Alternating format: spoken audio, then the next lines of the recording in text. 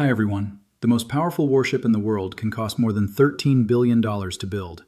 It carries fighter jets, thousands of sailors, advanced radar systems, and enough firepower to dominate entire regions of the ocean. It represents decades of engineering, the pride of a navy, and the strategic influence of a superpower. But what if a weapon that costs only a few $1,000s could suddenly turn that giant war machine into a vulnerable target? What if that weapon was sitting silently on the ocean floor, invisible to satellites, hidden from radar, waiting patiently beneath the waves? Right now, that exact scenario is becoming one of the most worrying possibilities in global military strategy.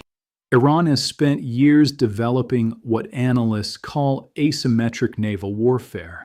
Instead of trying to match the United States Navy ship for ship, Iran has invested in smaller, cheaper weapons designed to exploit weaknesses in even the most powerful fleets. One of the most important of those weapons is something surprisingly simple: sea mines. Unlike missiles that fly across the sky or submarines that hunt beneath the ocean, sea mines do something far more dangerous. They wait. They sit quietly on the seabed or float just beneath the surface. They do not chase ships. They do not reveal their position. They simply remain in place until the right target passes overhead. When that moment arrives, the explosion happens directly under the hull of a ship, the exact place where the damage can be the most devastating.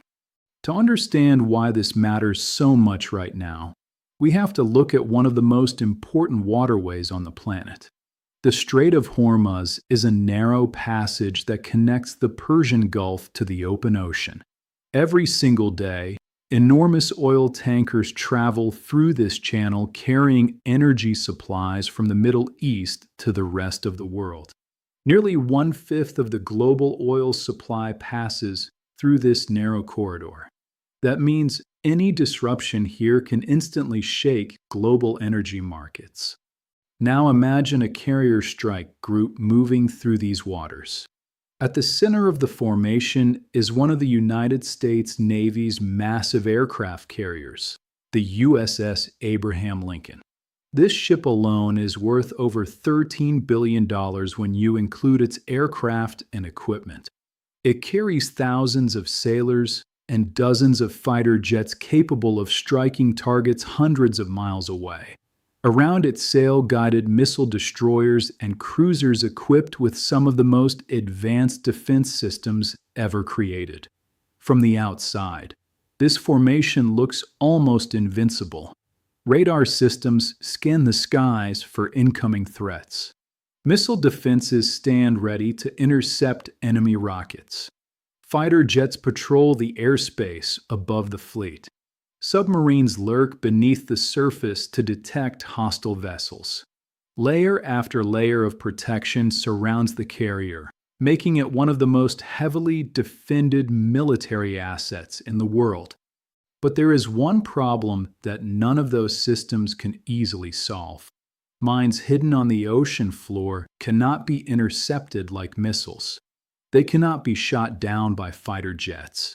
They do not emit signals that radar can track from miles away.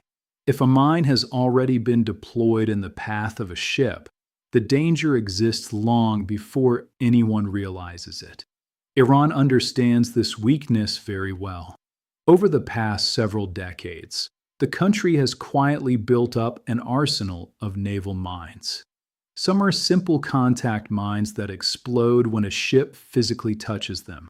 Others are more sophisticated and use magnetic sensors to detect the presence of large metal vessels passing overhead.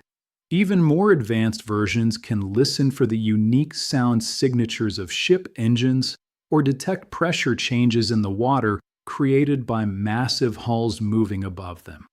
For a giant vessel like an aircraft carrier, these triggers are difficult to avoid.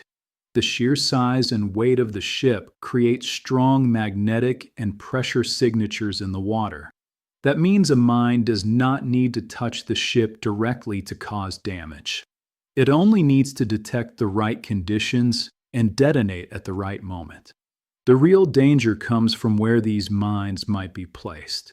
The Strait of Hormuz is extremely narrow in some sections.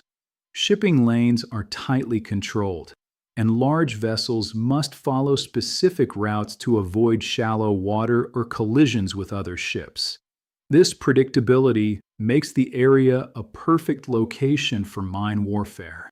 Even a relatively small number of mines scattered across these lanes could create enormous disruption.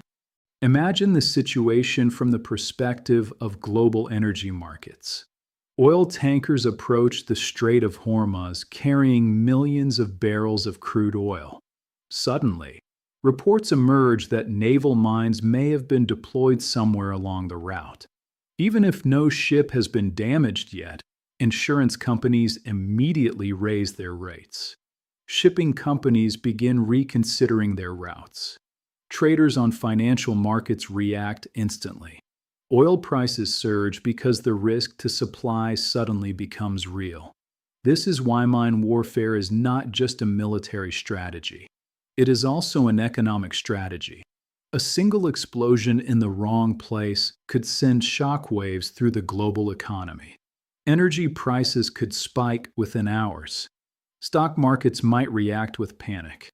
Governments that depend heavily on imported oil would face immediate pressure. From Iran's perspective, this kind of disruption could provide leverage without requiring a direct confrontation with a superior navy. Instead of sinking ships outright, the mere threat of mines could slow down or even temporarily halt shipping through the strait. That would create global attention and force other nations to respond. History shows that this type of threat is not theoretical. During conflicts in the Persian Gulf decades ago, naval mines severely damaged several ships operating in the region. In one famous incident, a U.S. warship struck a mine that tore a massive hole in its hull. The crew managed to save the vessel, but the explosion demonstrated how dangerous these weapons could be. The ship was nearly lost because of a device that cost only a tiny fraction of the vessel's value. What makes mines even more frightening is the way they damage ships. When a mine detonates beneath a vessel, it does not simply create a typical explosion against the side of the hull. Instead, the blast forms a huge bubble of superheated gas beneath the ship. This bubble expands rapidly, pushing water away and lifting the ship upward. When the bubble collapses, the vessel slams back down with incredible force. The shockwave can break structural supports, flood compartments, and disable engines. For an aircraft carrier, such an explosion might not sink the ship immediately. These vessels are designed with multiple watertight sections to prevent catastrophic flooding. But even if the carrier stays afloat, the damage could still be severe enough to stop flight operations. Aircraft could no longer launch or land. Electrical systems might fail. The propulsion system might be damaged. In military terms, the ship would become a mission kill. A mission kill means the vessel is no longer capable of performing its primary function. For a carrier, that function is launching aircraft. Without that ability, the ship becomes far less effective as a tool of military power. Repairing the damage might require months in a shipyard. Now consider the strategic consequences. A disabled carrier in a narrow waterway would immediately become one of the most dangerous situations imaginable for a naval force. The ship would struggle to maneuver, making it a much easier target for additional weapons. Anti-ship missiles, drones, or fast attack boats could attempt to exploit the moment of vulnerability. This is why modern naval forces treat mine threats extremely seriously. Before entering potentially dangerous waters, they often deploy specialized mine countermeasure units. These include ships equipped with advanced sonar systems designed to detect objects on the seabed.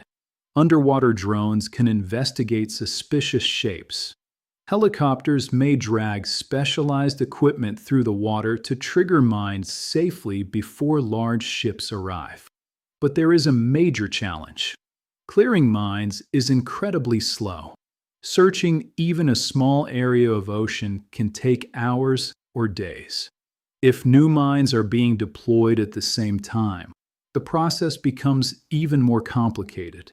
It becomes a dangerous game of detection and removal while ships wait for safe passage. This is exactly the type of scenario that military strategists worry about in the Strait of Hormuz. If tensions escalate in the region, the possibility of mines appearing in the water could force major naval forces to pause and focus on clearing operations before moving forward. That delay alone could affect global energy shipments and financial markets. For the United States, protecting freedom of navigation through this critical waterway has always been a major priority. Carrier strike groups regularly patrol the region to ensure that shipping lanes remain open. Their presence serves as a powerful signal that international trade routes must remain secure. Yet even the most powerful fleets must respect the quiet danger that can lie beneath the waves. Mines represent a reminder that technological superiority does not eliminate every vulnerability. Sometimes the simplest weapons remain among the most effective. And that brings us back to the central question that analysts are asking today. In a world where military equipment becomes more expensive and more complex every year, can low-cost asymmetric weapons change the balance of power? If a weapon costing a few $1,000s can threaten a ship worth billions, what does that mean for the future of naval warfare? These are the kinds of questions that reveal deeper signals about global power, economic stability, and the fragile balance between military strength and strategic vulnerability. At Wealth Signals, we look beyond the headlines to understand the forces shaping our world.